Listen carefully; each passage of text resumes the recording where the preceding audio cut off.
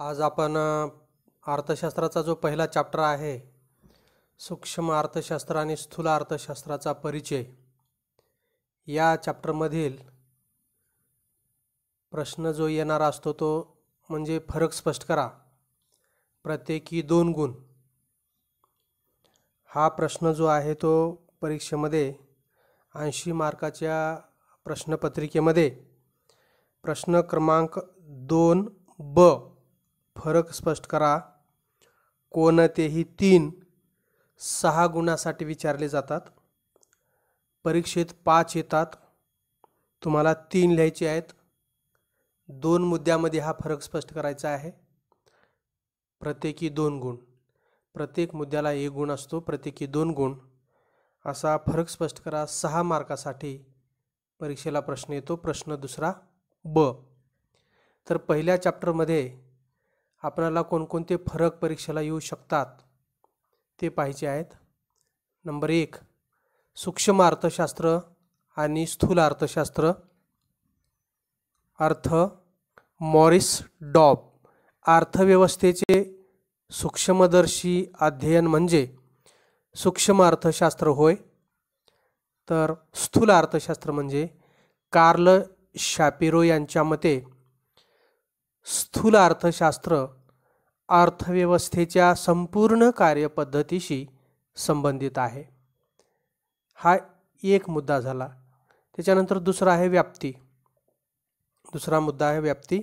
सूक्ष्म अर्थशास्त्राच्या व्याप्तीत वस्तू व सेवांच्या किंमत निश्चितीचे सिद्धांत, उत्पादन घटकांच्या किंमत निश्चितीचे सिद्धांत आणि आर्थिक कल्याणाचे सिद्धांत यांचा समावेश होतो.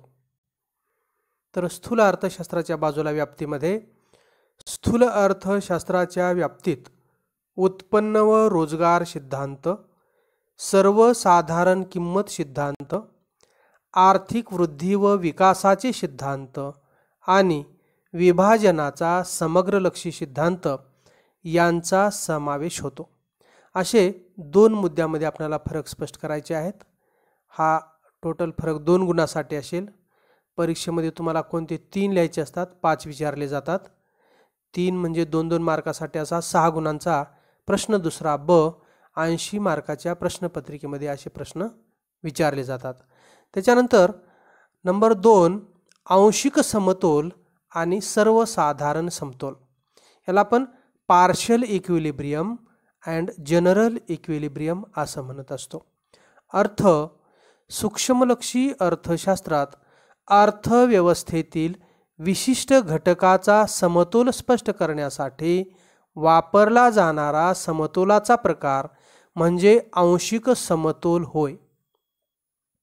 तर समग्रलक्षी अर्थशास्त्रात संपूर्ण अर्थव्यवस्थेचा समतोल स्पष्ट करण्यासाठी वापरला जाणारा समतोलाचा प्रकार म्हणजे सर्वसाधारण समतोल होय.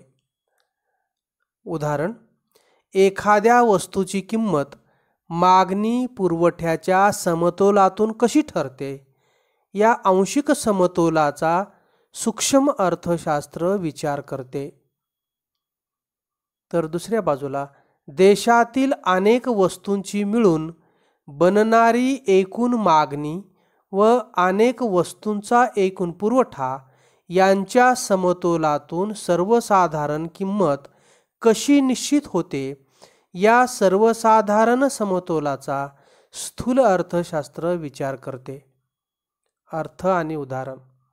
त्याच्यानंतर तिसरा फरक आहे विभाजन पद्धत, म्हणजे ज्याला आपण स्लायसिंग मेथड, आणि राशी पद्धत किंवा एकत्रीकरण पद्धत, यालाच लंपिंग मेथड असं म्हणत असतो.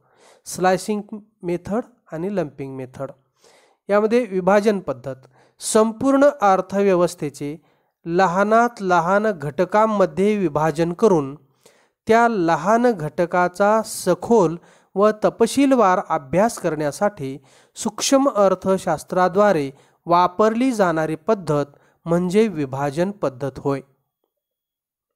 तर दुसऱ्या बाजूला संपूर्ण अर्थव्यवस्थेचे लहानात लहान आर्थिक घटकांच्या बेरजेच्या स्वरूपातील एकूण परिमाणांचा अभ्यास करण्यासाठी समग्रलक्षी अर्थशास्त्राद्वारे वापरली जाणारी पद्धत म्हणजे राशी पद्धत होय.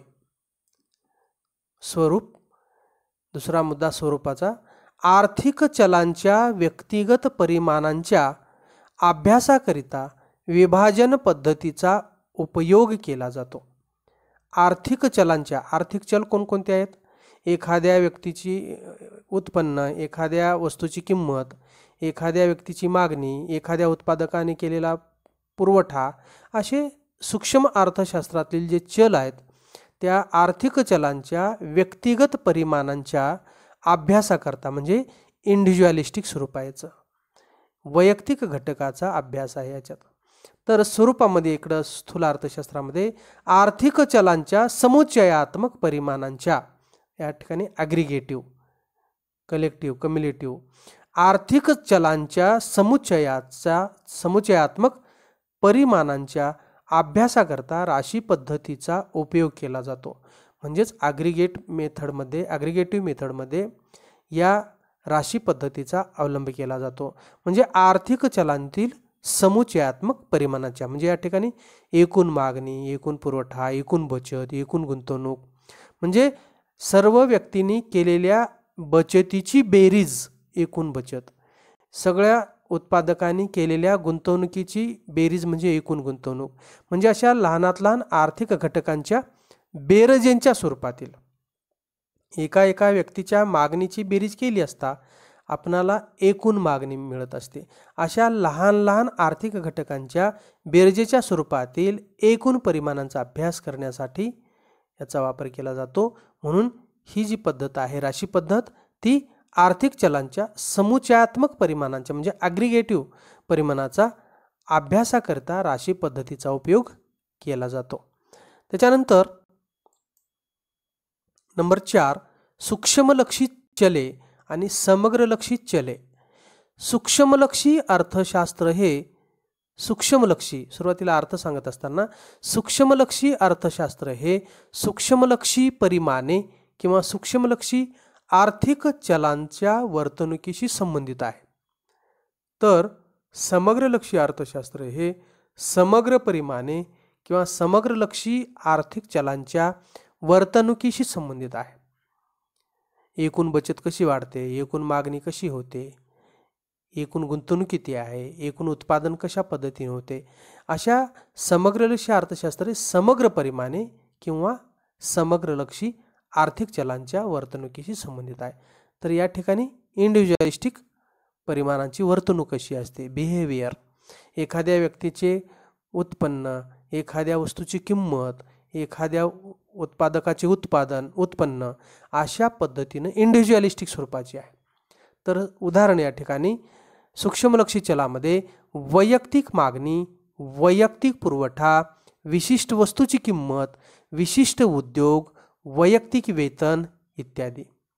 तर समग्रलक्षी चलामध्ये राष्ट्रीय उत्पादन, एकूण उपभोग, एकूण गुंतवणूक, एकूण मागणी, एकूण पुरवठा, सर्वसाधारण किंमत पातळी इत्यादी. म्हणजे अर्थ पहिला मुद्दा, दुसरा मुद्दा आहे उदाहरण. त्याच्यानंतर 5वा फरक आहे समग्रलक्षी आर्थिक विवेचन आणि सूक्ष्मलक्षी आर्थिक विवेचन. अर्थव्यवस्थेचे सर्वसाधारण स्वरूपात अभ्यास करणारे विवेचन म्हणजे समग्रलक्षी आर्थिक विवेचन होय. म्हणून या ठिकाणी एकूण घटकांचा अभ्यास केला जात असतो. अर्थव्यवस्थेचे सर्वसाधारण स्वरूपात अभ्यास करणारे विवेचन म्हणजे समग्रलक्षी आर्थिक विवेचन होय. सर्वसाधारण किंमत पातळीचा अभ्यास, एकूण मागणी, एकूण गुंतवणूक अशा सर्वसाधारण जनरल इक्विलिब्रियमशी संबंधित अभ्यास आहे. या ठिकाणी अर्थव्यवस्थेचे सर्वसाधारण स्वरूपात अभ्यास करणारे विवेचन म्हणजे समग्रलक्षी आर्थिक विवेचन होय.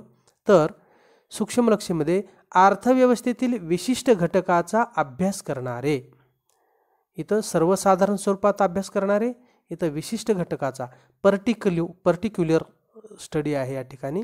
तर या ठिकाणी जनरल स्टडी आहे. अर्थव्यवस्थेतील विशिष्ट घटकाचा अभ्यास करणारे विवेचन म्हणजे सूक्ष्मलक्षी आर्थिक विवेचन होय. विवेचन पद्धती बघा. समग्रलक्षी आर्थिक विवेचन हे राशी किंवा एकत्रीकरण लंपिंग मेथड या पद्धतीचा वापर करते, तर सूक्ष्मलक्षी आर्थिक विवेचन हे विभाजन पद्धतीचा म्हणजे स्लायसिंग मेथडचा वापर करते. हे झाले आपले 5 आपण फरक पाहिले. त्याच्यानंतर असा एक दुसरा प्रश्न परीक्षेला येतो. पुढील उदाहरणाच्या आधारे संकल्पना ओळखून ती स्पष्ट करा. प्रत्येकी 2 गुण. तो आहे प्रश्न दुसरा अ. परीक्षेमध्ये जो 80 मार्काचा जो पेपर असतो तुमचा, त्याच्यामध्ये प्रश्न दुसरा अ जो आहे तो 6 गुणांचा आहे. तुम्हाला 5 विधानं विचारले जातील या ठिकाणी आणि त्या विधानांची संकल्पना ओळखायची आहे आणि त्याचं स्पष्टीकरण करायचं आहे.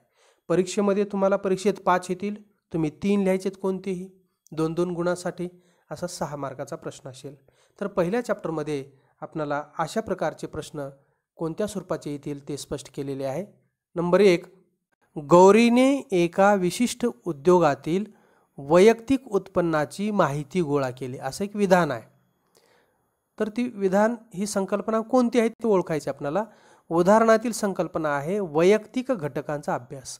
या ठिकाणी वैयक्तिक उत्पन्नाची माहिती गोळा केलेली आहे उद्योगातील, म्हणून त्याचा संकल्पना कोणती असेल ती वैयक्तिक घटकाचा अभ्यास, इंडिव्हिज्युअलिस्टिक स्टडी, म्हणून त्याचे स्पष्टीकरण करायचे आहे. या ठिकाणी ही संकल्पना ओळखली की 1 गुण आहे आणि त्याचं स्पष्टीकरण केले की दुसरा गुण आहे. असे 2 गुणासाठी एक प्रश्न असेल.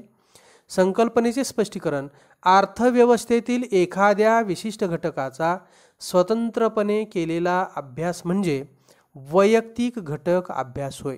उदाहरणार्थ सूक्ष्म अर्थशास्त्रात विशिष्ट उद्योग संस्था, कुटुंब संस्था, वैयक्तिक किमती यासारख्या लहान वैयक्तिक घटकांच्या वर्तनाचा अभ्यास केला जातो. नंबर 2, रमेशने उत्पादन विषयक सर्व निर्णय स्वतः घेण्याचे ठरविले. उदाहरणार्थ काय आणि कसे उत्पादन करावे. उदाहरणातील संकल्पना बघा, मुक्त बाजार व्यवस्था. मुक्त बाजार व्यवस्थेला आपण यालाच लाजास्फियर इकॉनॉमी असं म्हणत असतो, म्हणजे निरहस्तक्षेपाचे धोरण किंवा मुक्त बाजार व्यवस्था असे म्हणतो त्याला. हे एवढं लिहिलं की तुम्हाला 1 गुण मिळणार आहे. त्याचं स्पष्टीकरण करायचं आहे. संकल्पनेचे स्पष्टीकरण, सूक्ष्म अर्थशास्त्रात मुक्त बाजार अर्थव्यवस्थेची कार्यपद्धती समजण्यास मदत करते.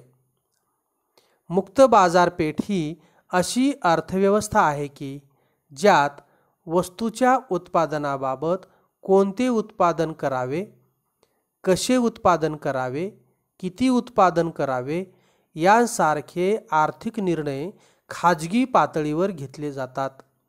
त्यात शासन किंवा इतर कोणत्याही यंत्रणेचा हस्तक्षेप नसतो, म्हणजे त्याला आपण लाजास्फियर इकॉनॉमी असं म्हणत असतो.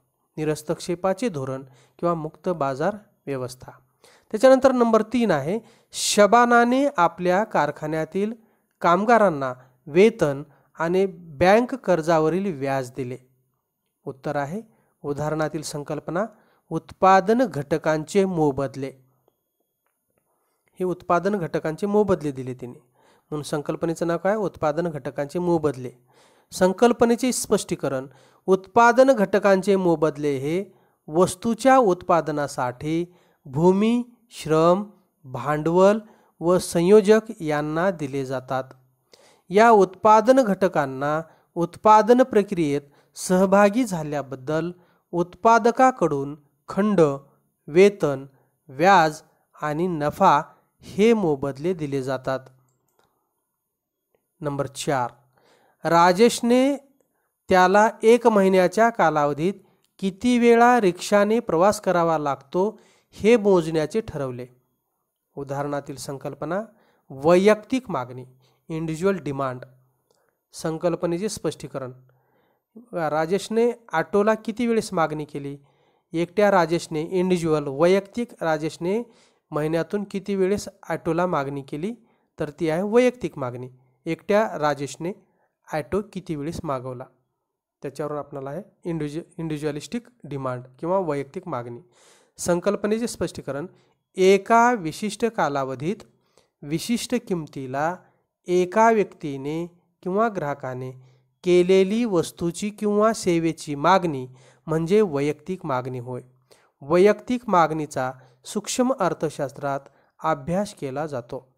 म्हणून ऑटोची जी काही भाडं आहे, विशिष्ट भाडं असताना त्याने किती वेळेस मागणी केली, वेगवेगळ्या किमतीला, एका विशिष्ट कालावधीत विशिष्ट किमतीला, एका विशिष्ट कालावधीत विशिष्ट किमतीला एका व्यक्तीने म्हणजेच ग्राहकाने केलेली वस्तूची किंवा सेवेची मागणी म्हणजे वैयक्तिक मागणी होय किंवा इंडिव्हिज्युअलिस्टिक डिमांड होय. वैयक्तिक मागणीचा सूक्ष्म अर्थशास्त्रात अभ्यास केला जातो. असे पहिल्या चॅप्टरवर आपल्याला 4 वेगवेगळी विधाने दिलेली आहेत. त्याच्या संदर्भात आपण माहिती बघितली. प्रत्येक विधान 2 गुणासाठी आहे. उदाहरणातील संकल्पना ओळखली की 1 गुण आणि संकल्पनेचे स्पष्टीकरण केले की 1 गुण, असे 2 गुणांसाठी हा प्रत्येक प्रश्न असेल.